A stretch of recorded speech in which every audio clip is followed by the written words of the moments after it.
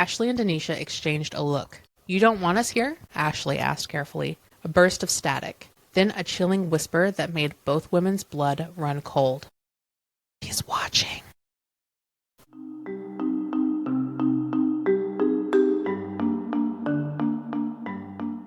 Alrighty. Welcome back. Hi, hello. Hello, guys. So yeah, this is episode 7. 7. We're almost at 10. We're almost at 10. This is so exciting. Okay, so this episode, we have conjured up some short stories that we gave ChatGPT a prompt. And let me tell you, it can create some pretty interesting little stories. So we did some little spooky stories. I'm so excited to hear it. Keep in mind, we haven't shared these with each other, No. too. So these are going to be completely live, like, reactions from both of us. So excited. Do you want to read first? I can. I'm going to leave. I'm also going to have an extra bonus one at the end. Not going to say anything on it yet, but I'll have a little bonus little story at the end. Okay, so we're doing... Okay, so the first one I'm going to read is called The Voice from the Closet. I'm so excited. Okay. It was late, way past bedtime, and the house was eerily quiet. The only sound was the occasional creak of the wooden floorboards as the wind outside howled through the trees. Lily lays in her bed, staring at the ceiling, her blanket pulled tight around her. Her parents had gone out for the evening, leaving her with her older brother, Ben, but Ben was already asleep in his room down the hall. Lily wasn't afraid of being alone. She had her nightlight on, and the shadows on the walls seemed harmless, but there was something about tonight that felt different. The house felt colder, even with the heat running. The kind of cold that creeps into your bones and doesn't leave. It wasn't until she heard it, the whisper. She knew something wasn't right. Lily sat up in bed, her heart pounding in her chest. The whisper had come from the closet. She stared at the darkened door, her breath catching in her throat. It had been so soft at first, like a gust of wind pushing against the walls, but then it came again, louder, more distinct. "Help me." It wasn't her imagination. She heard it, a voice, a whisper, a pleading cry. Ew.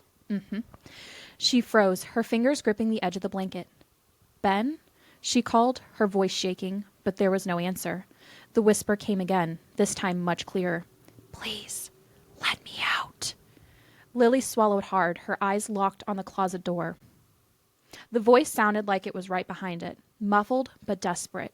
Her heart was racing now, and every inch of her body screamed at her to run, but she couldn't move. I hate that feeling. It happens all the time in my dreams. I hate that. When you're just stuck. Yes. Her feet felt like they were glued to the floor. She knew she should scream for help, but something held her back. Something whispered that if she did, the voice would stop. But what if the voice didn't want her to help? What if it wanted something else?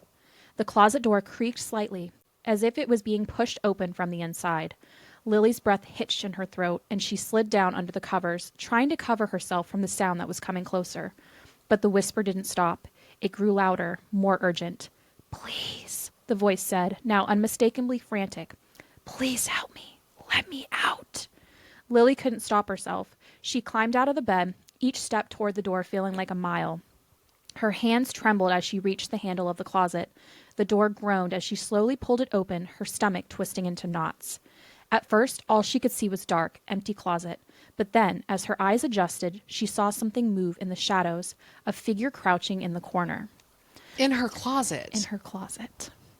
Its face was obscured, just a twisted silhouette in the dark. But its eyes, those eyes, glowed like two burning embers. They stared at her with such intensity she felt as though they were piercing through her very soul. She backed away slowly, but her body rigid with fear. The figure's hand shot out, grasping the edge of the door with long, bony fingers that scraped against the wood. It was fast. Too fast. "Let me out," the voice said again, this time in a guttural, ragged tone. "I've been waiting so long." Lily's breath came in ragged gasps, but her feet refused to move. The figure in the closet crept closer, its eyes never leaving hers. It was no longer just a voice, no longer just a shadow. It was something real, something horrifying.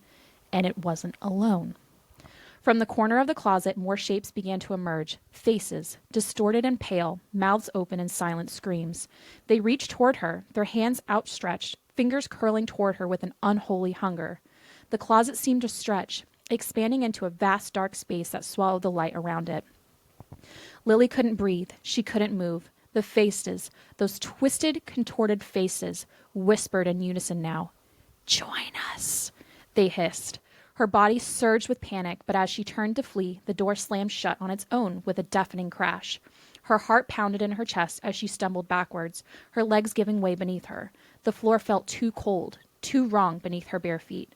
And then came the worst sound of all, a low, guttural laugh, so deep and full of malice that it seemed to come from every direction at once. Lily couldn't escape. The laughter echoed through the house, shaking the walls, the floors, everything. Her screams joined the cacophony, but they were swallowed up by the darkness, consumed by the evil that waited in that closet. As she struggled to breathe, the last thing she saw before everything went black was a hand reaching out from the closet, its fingers curling around the edge of her nightlight, snuffing it out. And the darkness was complete. Ew. Yeah. Ew. It also, so it low-key made me think of Pennywise Yeah. because of the fingers and the eyes. Little bony fingers Ew. creeping around the door. That was so good. Yeah. So kudos to ChatGPT because they get very like descriptive with their words. You can visualize Yeah. everything. Yeah. It also gave me Paul from the other stories that we did, the Reddit stories, the imaginary friend Paul. Oh yeah, in the Paul closet. hides in the closet. Yeah, and the sister said that. Yeah. So, ew. My first story. So I did something a little different. I themed ours specifically to us. Yes. Because Ashley had done that 1st, and so I was like, "Ooh, I want to do that." And so both of my stories are themed with us as the main I'm characters. so excited. So this one is called "The Man Who Knocked Twice." Oh shit. All right. Ashley and Denisha had spent years debunking ghost stories for their podcast. And this is another thing. I want to add this. Nowhere in any of my prompts for this one, did I mention podcast or filming or ghost hunting? None of that. That's funny. You're going to like my second story then. All I did was say, like, create a horror story involving Ashley and Denisha that are two best friends, blah, blah, blah. And I eventually had to put, neither one of them are scared at first because it kept making me, and you'll see this in the second one, I think, it made me a baby. It was always making me the baby. And I'm like, come on. You're like, stop it. Anyway, The Man Who Knocked Twice. Ashley and Denisha had spent years debunking ghost stories for their podcast, traveling to supposedly haunted locations only to find creaky pipes, wind drafts, and overactive imaginations. They were skeptics, but respectful ones, willing to believe if something ever happened that was real. Then they heard about the man who knocked twice. It started as a local urban legend. Deep in the woods, outside of the town, sat an abandoned hunting cabin, forgotten by time. According to the story, if you knocked twice on the cabin door at midnight, you would hear 2 knocks back. If you stayed long enough after that, you'd see him, the faceless man. Most people dismissed it as nonsense. Some swore they had seen him and refused to go near the cabin again. A few went missing after trying. Perfect podcast material, the girls thought. So one cold October night, they set out for the cabin, equipment in tow. The woods were still, too still, the kind of quiet that made it feel like the world was holding its breath. When they finally found the cabin, it was exactly what they expected. Small, rotting, and barely standing. The door was weathered, gray, and scratched, like something had clawed at it. Denisha ran a hand along those scratches. Wild animals, maybe? Ashley snapped a picture. Or some dumb teenagers trying to make this place look scarier than it is. Nah, it was the animals. They set up a camera on a tripod and placed a digital recorder near the door. Then they checked the time. 11:58 p.m. Ashley smirked. You ready? Denisha cracked her knuckles. Born ready. We're badasses. As the clock hit midnight, Ashley raised her fist and knocked twice. For a moment, nothing happened. Just wind through the trees. the sound of their own breathing, the distant hoot of an owl. Then, knock, knock. Oh, shit. Both of them froze. Ashley turned to Denisha. You heard that, right? Denisha nodded, her expression unreadable. Yeah, could be an echo, though. Ashley frowned. An echo from inside the cabin? I love how that just gave my exact expression towards the camera. I was like, come on now. They waited, the air thick with anticipation. The wind died down completely. The trees no longer swayed. The world felt stuck, like a paused video. Then the recorder skipped. A sudden burst of static. The camera flickered, and a third knock sounded. They hadn't knocked a third time. Ashley exhaled slowly. That wasn't us. Denisha reached for the doorknob. Only one way to find out. she said full send. The door creaked as they stepped inside, flashlights cutting through the dark. The cabin was empty, just dust-covered furniture, broken floorboards, and an old fireplace. A single wooden chair sat in the middle of the room, facing the door, and on the far wall, scratches. Long, deep grooves carved into the wood, the same as the outside. But these weren't from an animal. They were letters. Ashley stepped closer, brushing the dust from the wall to reveal what had been carved there. Don't look at him, Denisha muttered. Well, that's inviting. Ashley checked the recorder. The audio file was corrupted, distorted, voices were whispering over each other. But one sentence stood out, clear beneath the static. He's coming. The wind picked up outside again, but only outside. That car scared me outside. Sorry. Perfect timing.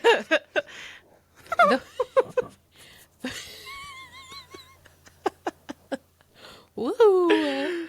The wind picked up again, but only outside. The knocking started again. Knock, knock. But this time, it wasn't at the door. It was coming from inside the cabin. A slow, rhythmic tapping on the wall, on the floor, on the ceiling above them. It moved, circling them as if something unseen was crawling through the walls. Oh. Then the chair moved. It didn't tip over. It didn't slide by the wind. It turned, inch by inch, until it faced them. Denisha held her breath. Okay, I'll admit, that's weird. Ashley was about to respond when the final sound came. A slow, deliberate dragging noise. From the shadows in the far corner of the room, something stood up. They saw its outline first. Too tall, too thin, its limbs stretched wrong. Its head tilted as if trying to understand them. It took a step forward. Ashley grabbed Denisha's arm. We're leaving.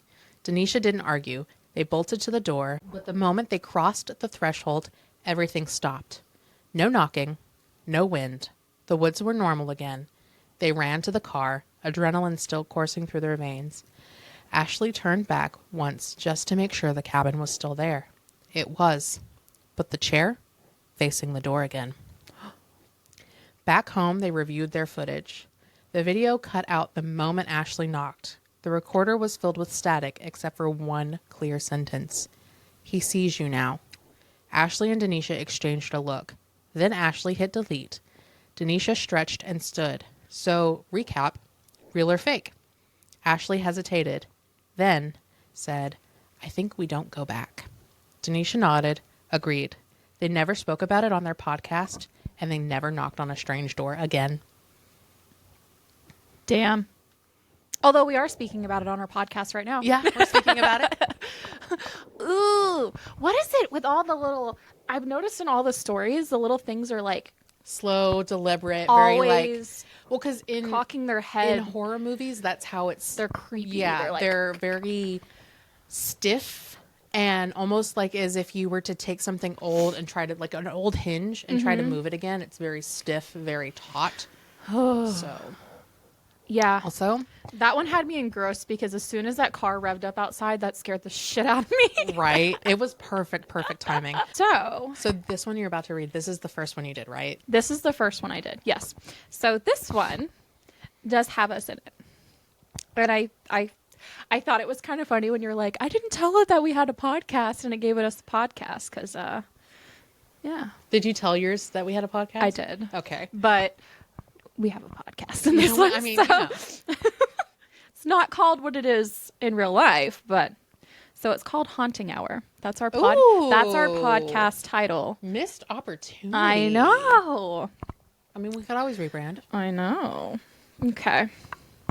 So, Denisha and Ashley were the hosts of a popular paranormal podcast, Haunting Hour, Manifesting that. We're going to be popular. where they visited haunted locations and delved into chilling ghost stories. They've been to abandoned hospitals, old asylums, and cemeteries, always eager to uncover the truth behind the supernatural. But this time, they decided to do something different. They had heard about an old decaying mansion on the outskirts of town, a place that had stood vacant for decades. Locals whispered about strange lights flickering in the windows at night and eerie sounds echoing from within. No one dared to go near it except for Denisha and Ashley. They thought it would make the perfect setting for their next episode. When they arrived, the mansion loomed in front of them like a silent, watching giant, its broken windows like hollow eyes staring into the dark. The air around it felt thick, almost suffocating, and even though it was a warm summer evening, a cold breeze seemed to emanate from the house. Perfect for our Halloween episode, Ashley said, her voice a mix of excitement and nervousness. She turned on her microphone as they approached the front door. Denisha smiled, trying to keep her calm. Let's get this over with, she said, though she couldn't shake the feeling that something was off. They stepped inside, and the door creaked loudly as it swung open, revealing a grand but decaying foyer. Dust hung in the air like a ghost of the past. As they explored, their flashlights illuminated faded wallpaper and shattered chandeliers, casting long, twisted shadows across the walls. They set up their equipment in the main parlor, preparing to start recording. The first few minutes of the podcast went smoothly. They talked about the mansion's history, a wealthy family that mysteriously disappeared one night, leaving everything behind. Neighbors claimed that they heard strange noises from the house in the weeks leading up to their disappearance. Whispers, footsteps, and the occasional scream. But as they continued, something changed. At first it was subtle, a flicker of movement in the corner of their eyes, like something passing behind them. They paused, but neither of them spoke. They thought it was just nerves, but then the air grew colder. Ashley shivered, pulling her jacket tighter around her. "Did you feel that?" she whispered. "Yeah, it's freezing in here," Denisha replied, her voice low. That's when they heard it, a faint tapping, like fingers drumming on the floor above them. The girls looked at each other, their faces pale. "Let's go check it out," Denisha said, her voice tense, but they both knew they couldn't leave without finding out what was causing the noises. Of course she'd be the one like, let's go find out what it is. Let's go see. They climbed the grand staircase, their footsteps echoing through the silence. At the top, they turned down a narrow hallway, their flashlights sweeping over the old, cracked walls. The tapping grew louder, more urgent, as if something or someone was trying to get their attention. They reached a door at the end of the hallway. The tapping stopped. Denisha slowly reached for the doorknob, but before she could turn it, the door swung open by itself. A cold gust of wind rushed past them, carrying with it the unmistakable scent of something rotten. Inside, the room was empty, except for a large, ornate mirror that stood in the center. Nope. It was covered in dust, but the reflection showed something that shouldn't have been there, a shadowy figure standing just behind them. Ashley screamed, but when they turned around, no one was there. The room was completely still. The two girls were frozen. The temperature in the room dropped further, their breath visible in the air, and that's when the voice came, a soft, almost soothing, yet terrifying all the same. "Leave, or be trapped like the others."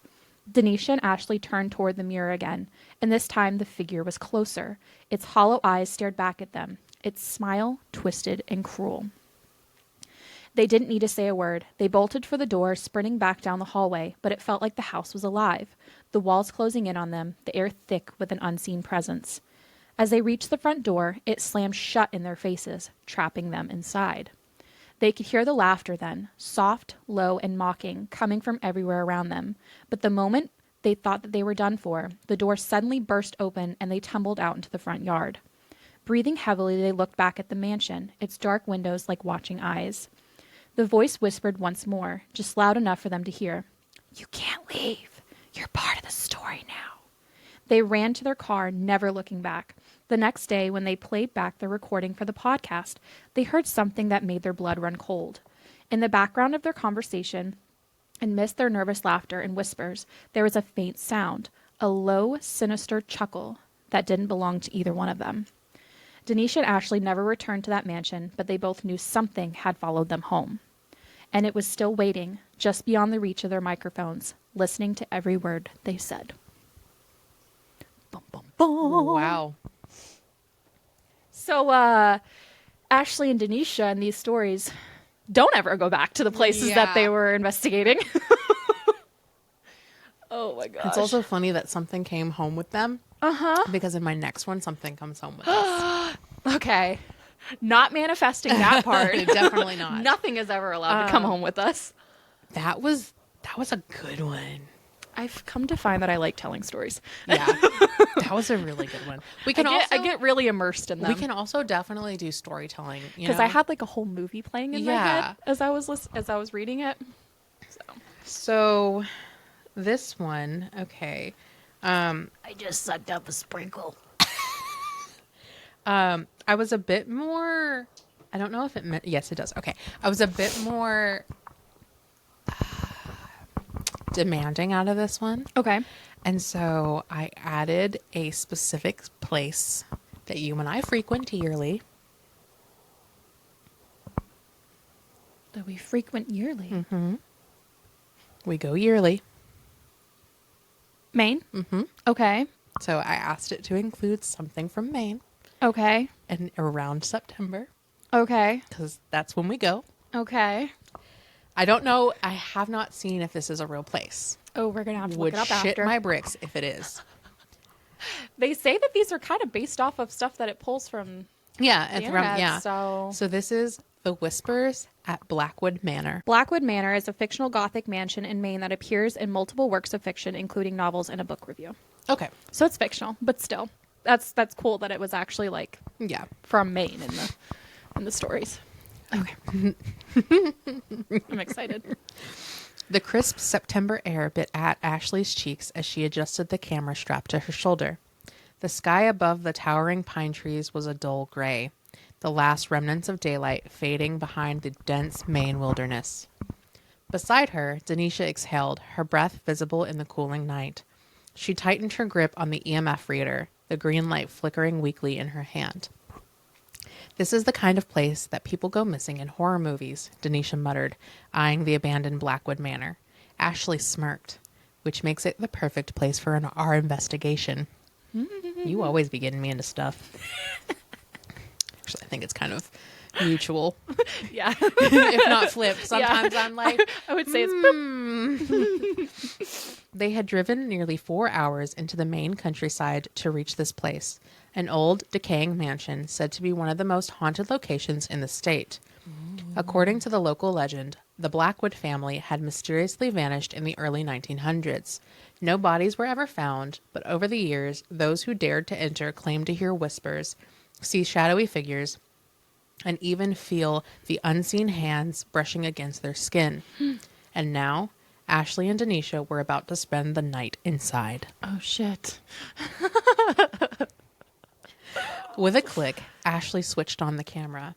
All right, Dart Spirit. Bullshit. Jesus. I was so excited for this line, too, and then I go and fuck it up. Rewind. With a click, Ashley switched on the camera. All right, Dark Spirit fam, she whispered into the lens. We're standing in front of Blackwood Manor, where an entire family disappeared without a trace. Are there still spirits here? Tonight, we find out. Denisha scoffed playfully. Or we become the next ones to disappear. Oh shit, Denisha. Don't put that on us. Leave it to me. The wood door groaned as Ashley pushed it open, revealing a grand foyer frozen in time. A massive chandelier hung above, its crystals dull with dust. An ornate staircase curved up toward the second floor, its steps worn and broken in places. The air smelled of damp wood and something faintly metallic. Smell that? Denisha whispered. Ashley nodded, her stomach twisting. It was like iron, like blood. I just said that too. I was like, oh, blood. They moved deeper inside. Their flashlights beamed, cutting through the suffocating darkness. The temperature dropped sharply as they stepped into the parlor, a large fireplace looming before them. Ooh. The faint scent of burnt wood lingered, though the house hadn't been inhabited in decades. Ashley turned the spirit box on, the static crackling. Is anyone here with us? For a moment, only white noise. And then, yes. Both women froze. Denisha licked her lips, her voice steady but low. What's your name? The response came quicker this time. A distorted yet unmistakable leave. Ashley and Denisha exchanged a look. You don't want us here? Ashley asked carefully. A burst of static. Then a chilling whisper that made both women's blood run cold. She's watching. Denisha spun around. Her flashlight beam darted wildly across the room. Nope, nope, nope, nope, nope. Ashley, did you hear that? Sorry. Was that you who said that? Yeah. Nope, nope, nope, nope, nope. Sorry. Ashley nodded, swallowing hard. Who's watching? She asked, though every fiber of her being screamed at her not to. Silence, then a slow, rhythmic stud from upstairs. Thud. From upstairs. Footsteps. Heavy, deliberate, and loud. Denisha grabbed Ashley's wrist. That was not the house settling, she whispered. Ashley inhaled sharply. We have to see what it is. Denisha groaned, but followed as Ashley led the way up the stairs, the wood creaking beneath their feet. At the top, a long hallway stretched before them, doors lining each side. The air felt heavier up there, pressing against their chest like unseen hands. Ashley aimed the camera down the corridor. If you're here, can you give us a sign? A door at the end of the hall creaked open. The EMF reader in Denisha's hand spiked violently. Then a whisper, right between them.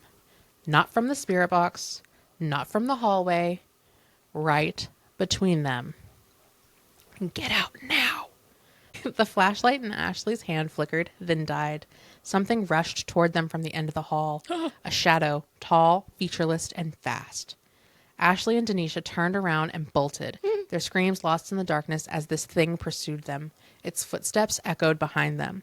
The staircase loomed ahead, too far, and then a hand, cold, clutching Denisha's wrist. She shrieked, violently twisting, and the grip released. She stumbled forward, crashing into Ashley. They didn't stop running, not until they were outside, gasping into the night air. The house loomed in eerie silence. No more footsteps, no more whistles, just the wind rustling through the trees. Ashley lifted the camera, shaking her hands. Did you get that on tape? Denisha checked the screen. The footage was intact, but the last few seconds, just before they ran, were black, as if something had reached out and snuffed the light itself. Rude. They never went back, but the recording remained, and when they reviewed the audio later, there was breathing. Not theirs, right between them, and a voice, soft and sinister, whispered their names. Ashley rewound the clip, her hands trembling. That's not possible. Denisha stared at the waveform on the laptop screen. Ashley, her voice wavered. Look at this.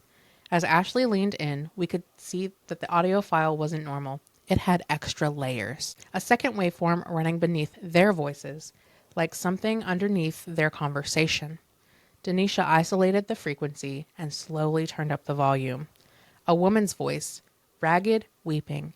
He won't leave me alone. Then distortion, laughter, low, malevolent. And beneath it, something worse. A garbled voice layered in the static, whispering over and over, "We see you, we see you, we see you." Oh my God. Then a sharp, deafening screech. Oh. The laptop froze. The screen glitched, static flickering in the place of the video.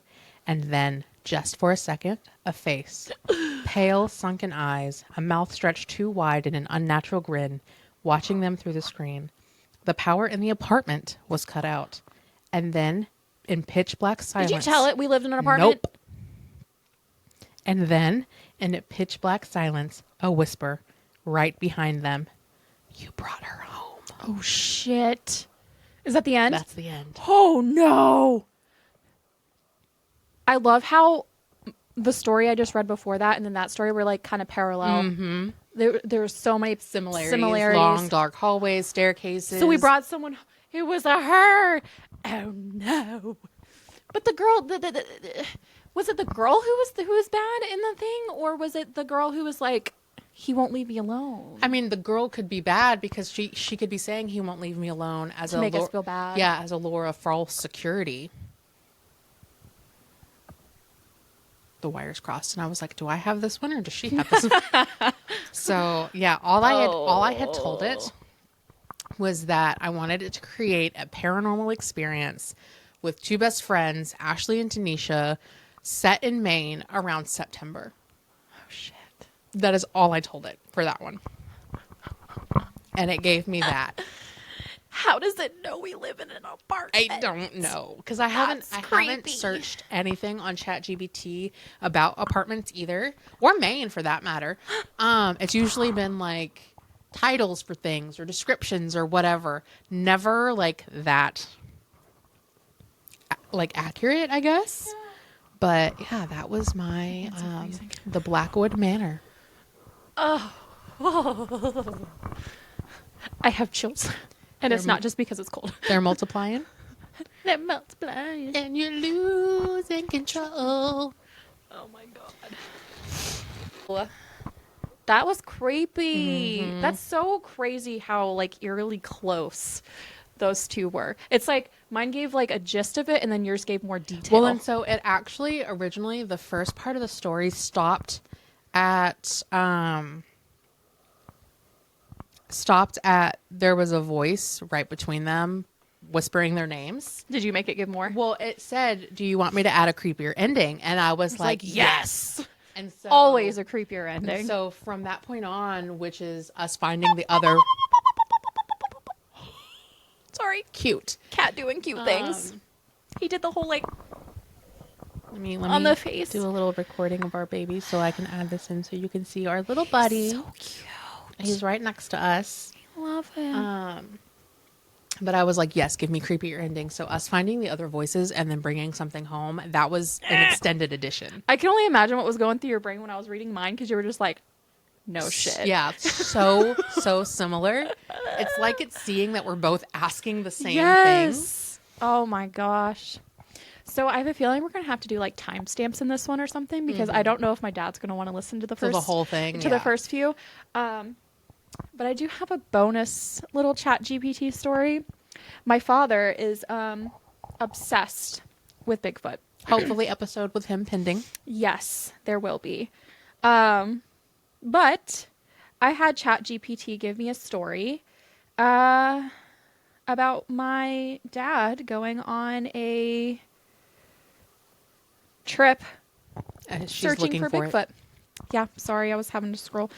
It's it's a kind of a long one, but not really a long one. I got a sprinkle. I know. They're so slimy. Anyway, proceed. Okay. So this one, Dad, this one's for you. It's called The Search for Bigfoot. Brian had been obsessed with the idea of Bigfoot for years. He'd read every book, watched every documentary, and scoured the dark corners of the internet for any shred of proof. Very much like very my dad. Accurate. Now he was standing alone in the thick, shadowy woods of the Pacific Northwest, his heart pounding with a mix of excitement and fear. Tonight, he was going to find Bigfoot, or at least he told himself that. Also, for future reference, I would not allow my dad to go by himself. We would be there alongside him. Maybe that's the next podcast experience. Right? The sun had long since set, and the forest around him was alive with sounds of night. The distant hoot of an owl, the rustling of leaves, and the occasional snap of twigs. Brian's flashlight cut through the darkness, its beam dancing along the rough trunks of the trees. His breath came out in shallow bursts as he ventured deeper into the wilderness, further away from the safety of his car. He heard rumors of strange sightings in these woods, glimpses of something large, something that didn't belong. A few locals swore that they heard deep, guttural howls and seen massive footprints in the dirt, but they had never gotten close enough to prove anything. Brian was determined to be the one to capture it. The forest was dense, and the shadows seemed to stretch and move, playing tricks on his mind. As he walked, his flashlight flickered for a second, then steadied. He took it as a sign. It was a good omen. Suddenly, the hairs on the back of his neck prickled. A low sound reached his ears. At first, he thought it was the wind, but it was too deep, too rhythmic. It was a grunt, almost a growl, and it seemed to come from somewhere ahead of him. Brian's pulse quickened. Could this be it? He stepped cautiously, his boots crunching over the dry leaves beneath him. The sounds grew louder, closer, until they stopped altogether. A cold chill ran down his spine. His breath hitched in his chest. Was it just the wind? Or something else? Then, out of nowhere, a loud snap echoed from behind him, like a branch breaking under the weight of something heavy. Brian spun around, his flashlight shaking in his hand, but there was nothing. Just darkness, endless darkness. He took a step backward, feeling the overwhelming presence of something, or someone, nearby. His eyes darted across the trees, searching for any movement. Nothing. Brian let out a breath, his muscles tight with tension. Get it together, he muttered under his breath, though even he could hear the uncertainty in his own voice. But then he heard it again, the same growl, but louder this time. Closer. His heart hammered in his chest and his mind raced. It can't be real. It can't be. And then, just as he turned to leave, there was a noise that stopped him dead in his tracks. A whistle. Soft at first, almost like the wind through the leaves, but unmistakable. It was a sharp, piercing sound, and it didn't come from the trees. It came from right in front of him. Brian's breath caught in his throat. What the hell? He swung his flashlight in the direction of the whistle, but there was nothing there, only darkness. A flicker of movement caught his eye, a shadow moving swiftly between the trees, too fast for any human. He was no longer alone. The ground beneath his feet seemed to tremble as something large and heavy approached. Brian took a step backward, his heart racing, his flashlight now aimed directly at the moving shape.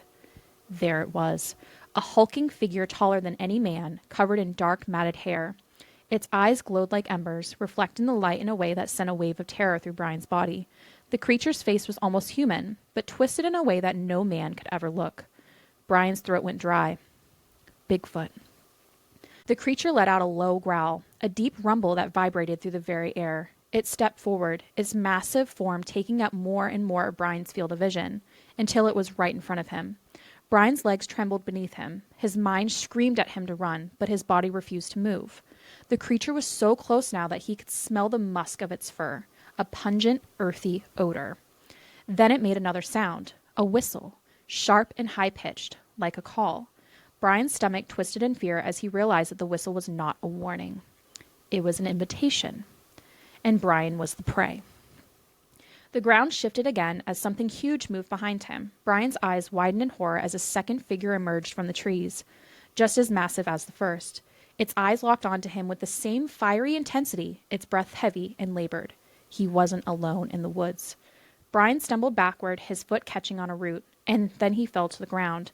His flashlight skittered out of his hand, its beam dancing widely across the trees before going out completely. In the darkness, the whistle came again, closer this time, almost at his ear. "Help me," the voice whispered in a low, guttural tone, just behind him. Brian whipped around, his heart racing. The two creatures were there, looming over him, their massive forms casting shadows that seemed to swallow him whole, their mouths open, revealing rows of sharp teeth. He was surrounded. The last thing Brian saw was the glowing eyes of the creature, and then nothing. The forest was silent once again, and the search for Bigfoot would remain unsolved. Poor Dad got eaten. Damn.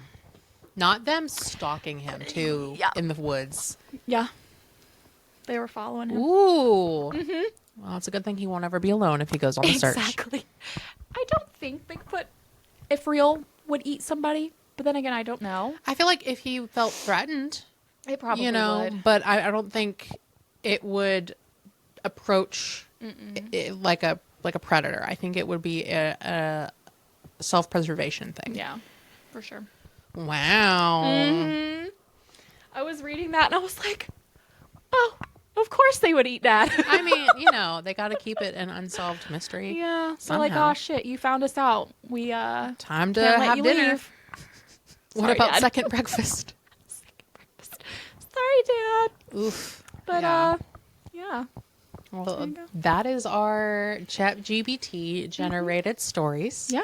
If you want to hear more, let us know. Absolutely. I have fun doing them, so I think we should do them anyway. Yeah. Like if you have, we could also do it where if you send us prompts, we can put it into ChatGPT and then create stories off of those. If there's like any specific prompts that you guys want. But yeah. Yep. Okay. That's all I got on that. Yeah. Same. So we will see you next time. Our next episode next Wednesday. Yeah. Bye guys. Bye.